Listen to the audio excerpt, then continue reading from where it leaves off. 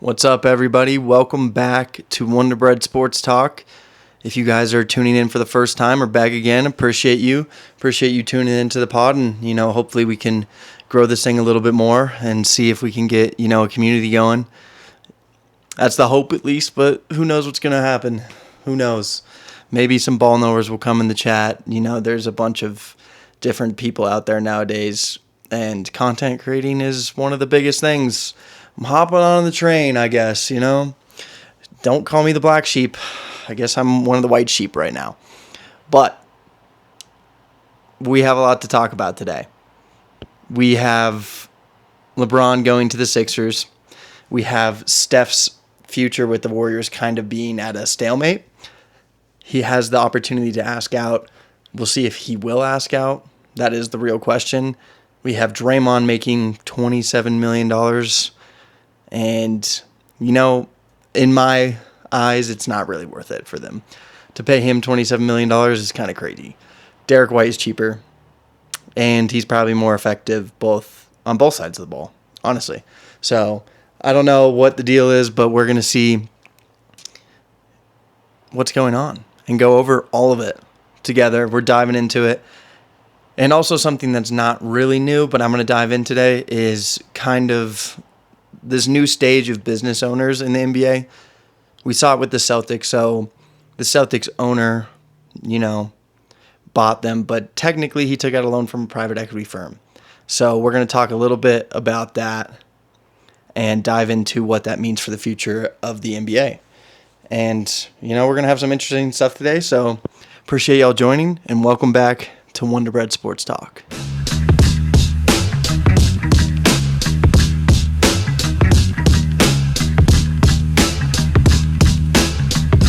Right on to segment one, fellas. LeBron James signs with Philadelphia. It's kind of the last team I thought he would sign with. Not going to lie to you. Not going to lie at all. The last team, I think, I was extremely shocked. Extremely shocked to see that he was going to go ring chase and go play with Jaylen Brown, Tyrese Maxey, and VJ, and Joel Embiid. So, honestly, my first initial reaction was shock, and then getting to sit down and think about, it's a 2-year, $8 million contract, but is he really going to make an impact over there? You have a bunch of guys coming together that were higher usage percentage players than most people in the league coming together on one team. And now the question is, can they sacrifice for one greater good? Which sounds kind of crazy, but yeah, can they sacrifice to win a championship? All these guys are coming from being that guy. Maxey was that guy, and Embiid really didn't play. And then you have VJ who's trying to step into his own. It's going to be a little bit harder when you have a loaded team. Jaylen Brown just came off his highest usage percentage ever. He was in the MVP combo, and then he gets traded. And you have LeBron, who I feel like every single team he's played for has been, he's been that guy. Of course, Lakers, when Luka came along, it was a little bit different because we all knew Luka was a step better offensively. LeBron still has that defensive instinct, and I think he's not as good of a defender as he was, for sure. He's not going to have these crazy chase down blocks anymore. He's 41. He's going to have some probably natural cardio issues at 41. He's not going to be the same guy. And athletically, of course, he's nowhere near where he was in his prime.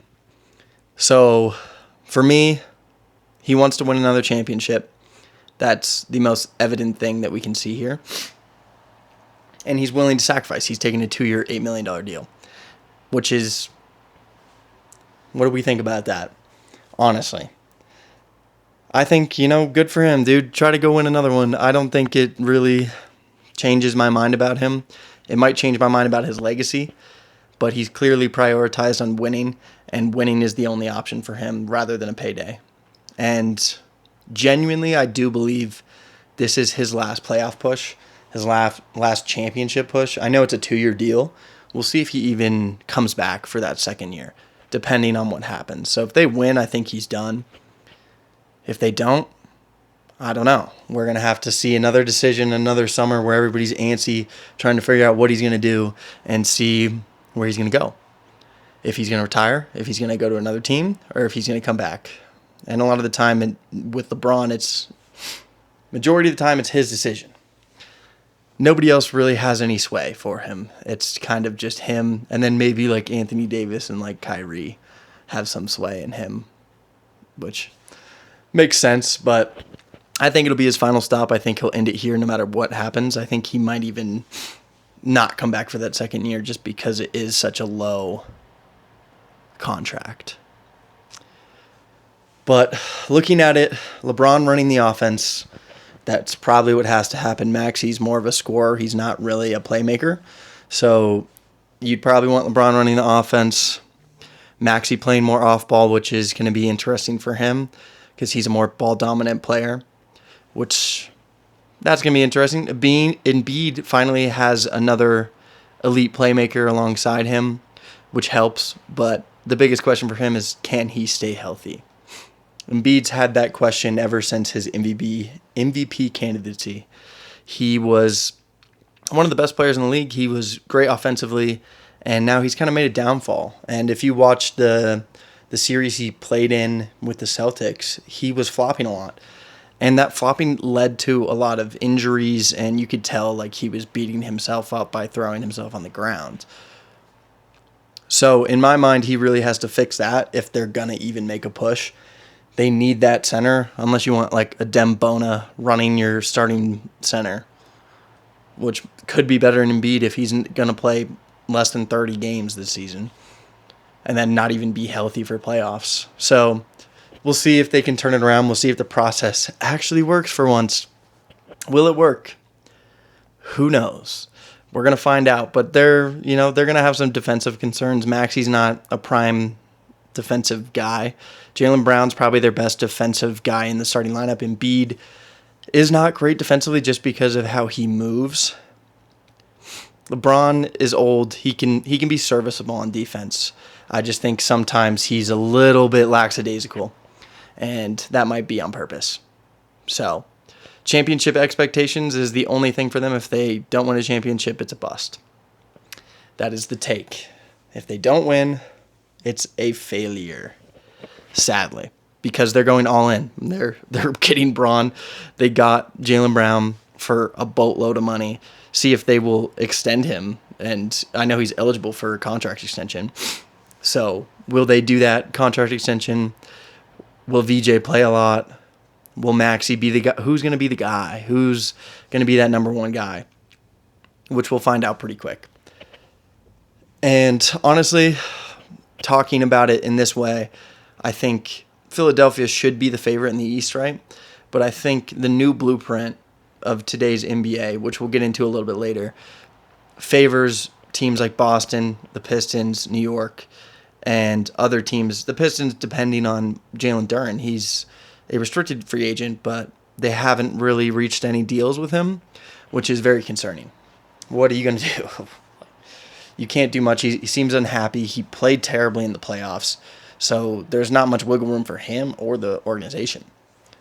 So I think some of the teams in the East are going to be good. Raptors could be good back. They got Kawhi back. There's a couple teams that could be scary. We're going to have to see when playoff time comes around. And when that does happen, we'll see who's in the position to really make a push and who's really not. But sometimes you have letdowns, sometimes you have injuries, sometimes things just, you get a wrench thrown into stuff. And some teams that were meant to be great just aren't great, which sucks. But it's the reality of the NBA. You can't have the perfect season. Or you can, but it's pretty unlikely. So the question most of you would probably be waiting for in this discussion here is, what does this do to LeBron's legacy? And does it end the GOAT debate? Does it give LeBron 5 rings with 4 franchises and make him even a better candidate for it? Is he the greatest championship of his career? Will this be that? Which, last question, definitely not going to be the greatest championship of his career. He's going to be like a third fiddle. So that's off the board. If LeBron ends up getting 5 rings in 4 franchises, does that change my mind in the GOAT debate? I don't think so. I think the ring chasing in the last one kind of throws it away in my book.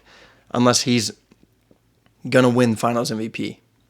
If he somehow wins Eastern Conference Finals MVP and Finals MVP in this road and they win the championship, yeah, I think that changes my mind a little bit. It's definitely a little bit tighter.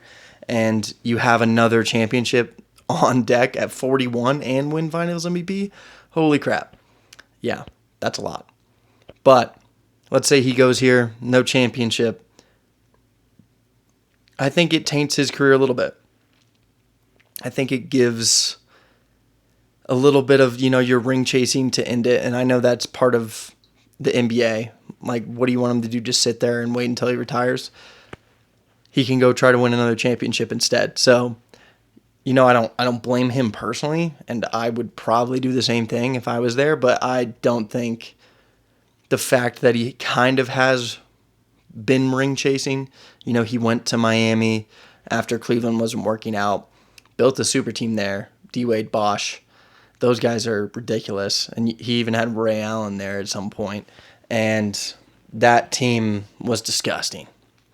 And then he decides to go back to Cleveland, bring them one. I think that was his best championship. Cleveland really was like the most sought after and I think the most deserving. And then he went to the Lakers, the bubble championship. People have some thoughts on that one, and rightfully so. It's an interesting one because there was no fans. It was pure basketball. It was basically like going to pickup runs and seeing who's the best team. I do believe they were the best team that year, and I think fans make a huge difference when it comes to playoff time. The energy switches, the amount of maybe like hope or energy you can get from your home fans compared to away fans, or there's so much more that goes into it than just, playing basketball. There's still like the fan aspect, and there's still, the hesitancy, how you're playing, and the energy in the arena that's going to maybe flip sides for them. Maybe they're going to gain momentum and come back from down 10 to 15, 20. We saw it with New York. They had some of that energy on their side, but they also did it away. And I'm not going to talk bad about that championship at all. But he hasn't won a ring since, and he's trying to end his career on one. I respect that. And honestly, I still wouldn't think he's the GOAT if they win this fifth one here. Speaking of aging players, let's talk about Draymond Green. Draymond Green just signed a deal for $27 million a year. Now, we look at that, and that's a lot of money. It's a lot of money to give Draymond Green as a player. And I think most of us can kind of incur that there is some aspects that are hidden behind that. And a lot of that has to do with their other star player, Stephen Curry. So, honestly, it's a good decision because they want to keep him around. And clearly, they're the only team that hasn't done anything this offseason, which is extremely frustrating for any superstar that, they didn't even make the playoffs. They were in the play-in, lost in the play-in, and nothing's being done. You sign the same team, you have the same team, you run it back, you bring in Yaxel Lendenberg, who's played well in Summer League. He was Summer League MVP. He was, he was not outstanding. He was great in the Summer League. Most guys who, Summer League MVP, not all of them turn out to be stars. It depends on the player, it depends on injuries, it depends on the development staff, and it depends on their mindset. Now, given some definitely do. There are a handful of players, Summer League MVP, that have turned into superstars. And do you expect him to turn into a superstar before Stephen Curry retires? Probably not. So I would say it's probably an overpay, and you probably should have saved some of that money, talked to Draymond, went out and got some free agent signings that are actually going to help you if you want to keep him. And clearly they're not, their words are saying we want to keep you, right? But their actions are really not. It seems like they're preparing for the next step, and we've seen media outlets quote that and say, the Golden State Warriors are preparing for the next step after Stephen Curry, and kind of expecting him to just sit there and be like, okay, so we're just going to be bad and you're going to waste my last good years. which is not good for him. And that's why we're seeing all these things saying, Golden State and Stephen Curry are not on the same exact page. They're not on the same page at all on what they want the future to look like. So now you're in this hot seat. Draymond Green's making a lot of money. Stephen Curry has the possibility to ask out. Those are some things that, could come back to bite you a little bit. And we'll see what happens. But really what they're paying for is defense, leadership, basketball IQ, the culture, and then the biggest thing is Steph's trust and Steph's ability to come back, stay, feel comfortable with the team, which is a big thing for them. And I think Draymond is a good player if you look at the stats, he does not look good. You see 9 points per game, 7 rebounds, a couple assists in there, and efficiency's not that good. But his defensive impact, his offensive impact are still there. He's a great passer, great playmaker, and he does a lot that's not really seen unless you watch basketball. You have to watch the game to see his value, and he does have a lot of it, even though, his pros are he's the defensive anchor. He's still an elite passer. He has championship experience. He has that leadership experience. But the cons for him really getting $27 million, offensive decline, his technical fouls, of course, he piles them up almost to the point of suspension, which makes you think, wow, I don't want to deal with that. I don't want to deal with you getting taken out for multiple games or getting taken out of an important game just because you overreact. You get a little bit mad, you get a little frustrated. Yeah. Don't get a technical. Don't get ejected from the game. That's the one thing you don't want. And then the other two cons, I would say age. He's getting up there. And then also availability. Seems like one of those problems, that comes with age, honestly. And the biggest question, I think we already answered it, but was this really about Draymond or keeping Steph Curry happy? I think it's the latter.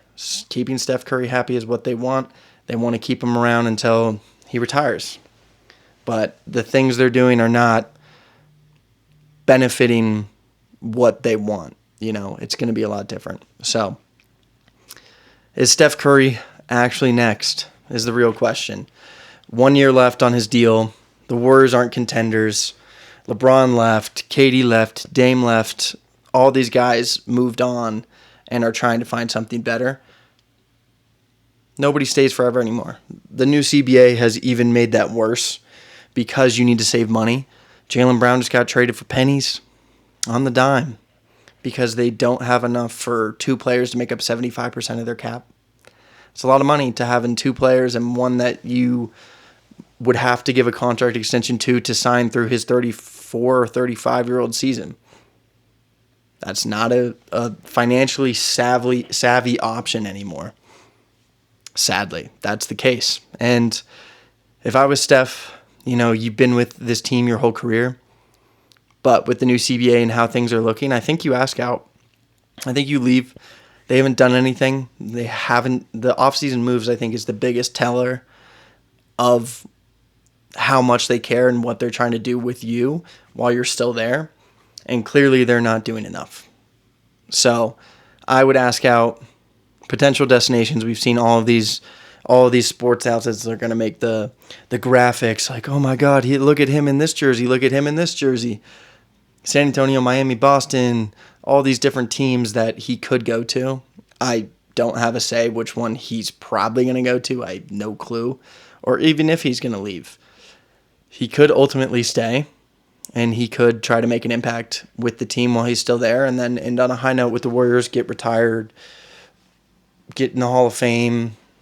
There's multiple things that he can look forward to on that side of the ball, but I think he has a little bit more of a ceiling for his longevity just because of his ability to shoot the ball, his cardio.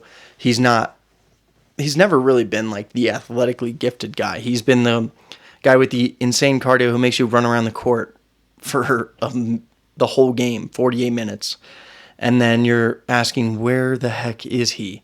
Because he just went through 5 screens. So, I think he has a little bit more time left than they give him. And I think his best chance would be to leave because they're not doing enough. And their championship odds right now with this team with Pods as your second option, it's not looking good at all. So I think he should ask out. And honestly, if we talk about his legacy, would it hurt? Yeah, it would probably hurt a little bit, but he's 38. And you look back on it and you see the team really did nothing for him. It's probably good to leave after multiple years where they kind of just throw it out the window. They tried with Jimmy, and that didn't work out because of the ACL, which sucks. Injuries happen. But you got Dirk, who finished his career with the same team. Kobe did it. Duncan. And you got Jordan, LeBron, who, ended up moving on to different teams. Jordan was with the Wizards, if you don't remember. I think that was his final year, his 40-year-old season. So both guys have moved on, but I think Jordan was at a lower point in his career. He wasn't as effective as LeBron has been on the Lakers. But it's Michael Jordan, so he was still doing that stuff. But I wouldn't say it would hurt his legacy that much. He made his legacy.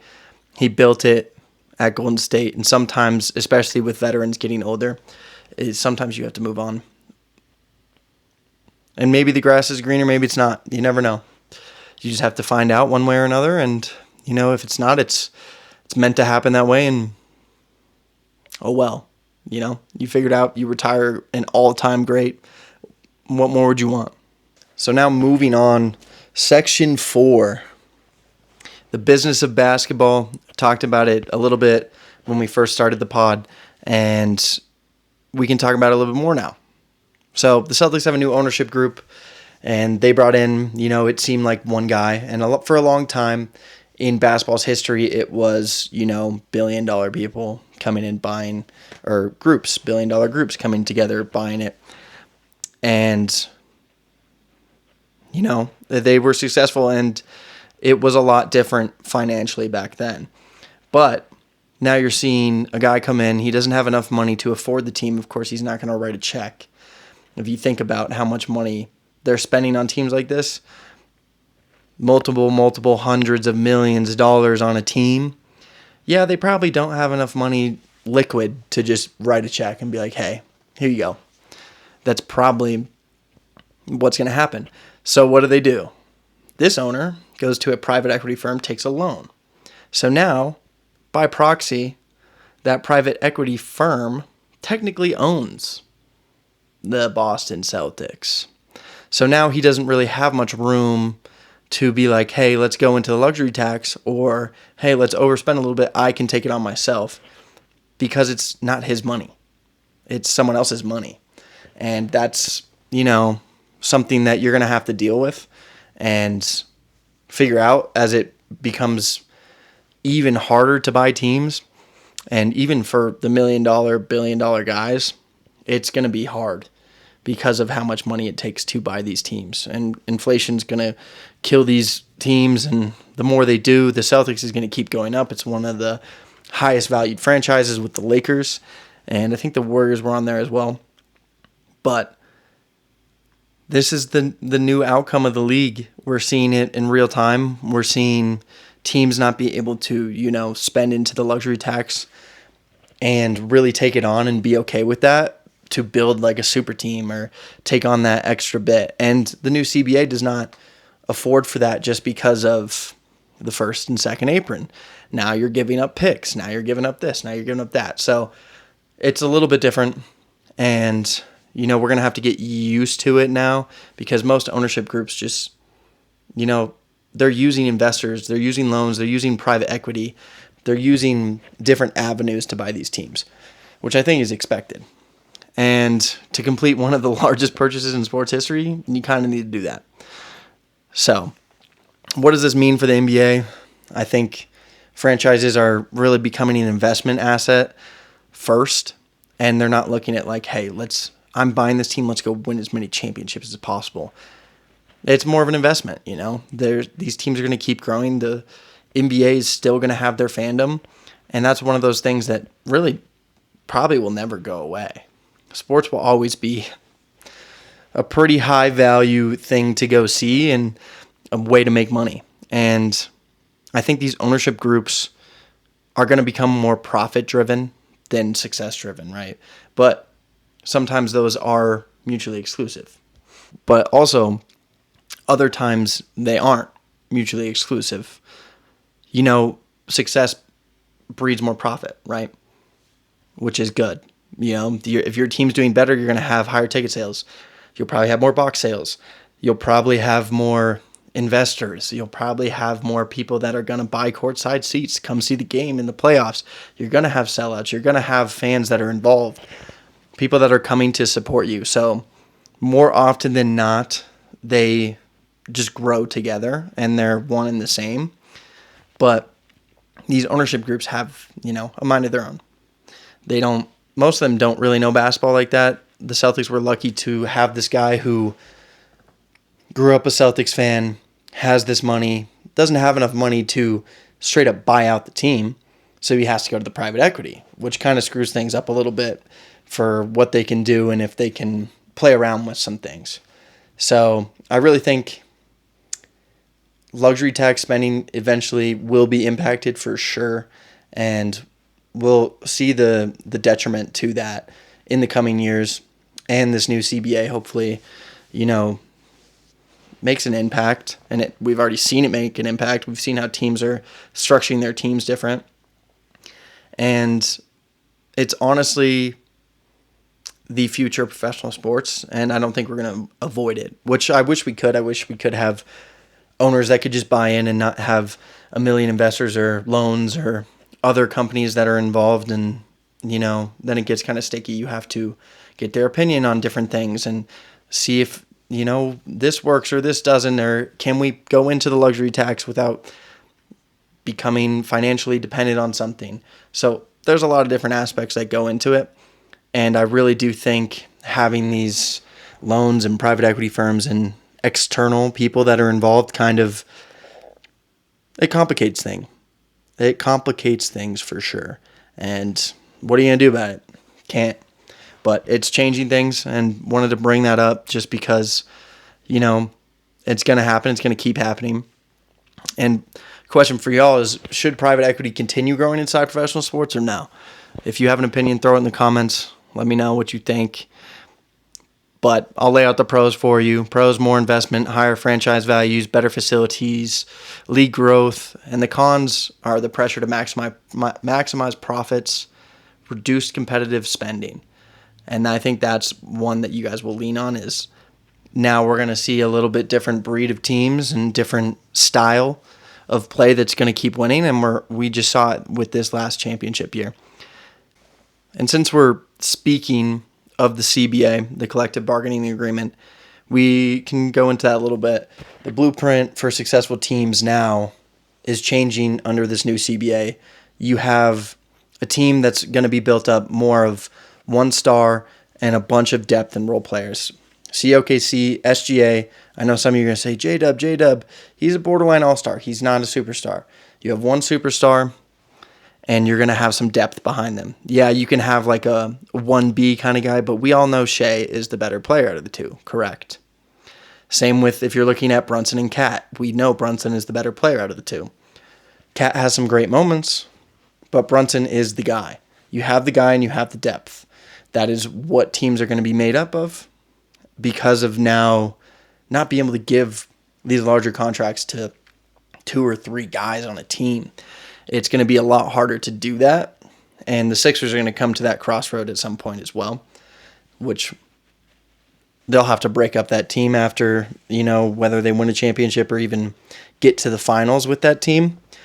And this new CBA really just makes it more of, a San Antonio. You got a Wemby, you have Fox, who's, he was great in Sacramento, but we know Wemby's the number one guy. And then you have Dylan Harper, you have Stephon Castle, you have Devin Vassell, you got Keldon Johnson, all great role players. They're not superstars. They're not on that level yet. I could say Dylan Harper and Stephon Castle could, grow into being superstars for sure. And I think that is a good thing for them, just because they came into the system, they came in with those players, know how to play with each other. And that you can look at Boston in 24. They had 2 guys that were 1A, 1B. We knew Jason Tatum was the better overall player, but they still grew up together. They learned how to play together. They understood a lot of things, right? And a lot of these teams are now transitioning to, you see it with the Celtics. They're throwing Jaylen Brown. They're getting Paul George, whose contract ends this year, at the end of this year. And they're building around Jason Tatum, trying to throw depth. They got Mitchell Robinson. They still got their guy Garza. They still got Neemias Queta. They have Pritchard. They have Baylor Scheinman. They have Ron Harper Jr. They have Ugo. They have all these guys that can be built into good role players and good depth. And the same goes for the other teams I mentioned, San Antonio, OKC, New York. They all have that depth around that star player. And that's what you're seeing is successful. The Knicks originally, kind of did like a stacked big four. It was Jalen Brunson, OG, Mikal Bridges, and Cat. But then you kind of saw Mikal took a back seat, OG took a back seat, Jalen Brunson took the leap, Cat kind of took a 1B, 2 role, and the team was more successful. They got a lot better because they switched to that blueprint, and I think that is something that we're going to see, and it is the death of super teams. This new CBA is the death of super teams unless you want guys to come in like Brunson did and ask for lower pay so we can sign the guys that we need to, which you're going to see. Wemby did that with his contract this offseason. He went lower so they could maintain their roster. So we're going to see contracts dip a little bit if guys are not selfish and they actually look at the team's success and want to be successful. You're already making hundreds of millions of dollars just in your contract. And then you have sponsorships, you have brand deals, you have all these different things that go into it, and you make even more money than that. So I think some of these guys need to step back from lavish lifestyles and think team success. Nobody's going to remember you for the money you had. They're going to remember for you for your impact on the court, right? So we'll see what happens to that and see what guys actually become selfless and figure it out. So Philly's trying to give it one last go, one last super team go, and I think this might be the end of it. There's probably going to be other teams that try, but I don't think it's going to be too successful. So that is the end of what I had set for you guys to talk about today. I'm going to end you with a couple questions for y'all, and then I'll end it off with one last statement, and that'll be the end of things today. But question 1, did LeBron make the right move? That's the first question. Second question, should Steph finish his career in Golden State? That's an interesting one. And lastly, who are your championship predictions? Who do you think is going to take over and actually win it this upcoming year? Do you think the Sixers are going to have a chance, or do you think they're going to have a kind of bad season because they have too many guys that want the ball and need to have the ball to create success for the team? Who do you think will win the championship? And as usual, guys, I appreciate you listening today, checking out the pod. If you're new, welcome in. Hope y'all enjoyed it. If you have questions or have takes or have anything, throw them in the comments. Do whatever. Throw a like on the episode. Throw a like on the podcast. Throw a rating on the podcast. Do whatever you'd like. But I just appreciate you listening and hope y'all join the community, and hopefully we can keep growing and keep putting out random takes and episodes that are going to be impactful and talk about what's going on within the NBA world, even if it is more in depth like we did talk about with private equity, which maybe some of you don't know. Maybe some of you are casual fans and you just wanted to listen a little bit and figure out, what's going on. And I think everyone knew about the LeBron news, even if you didn't even watch the NBA. So, again, appreciate y'all listening, and I'll catch y'all on the next one.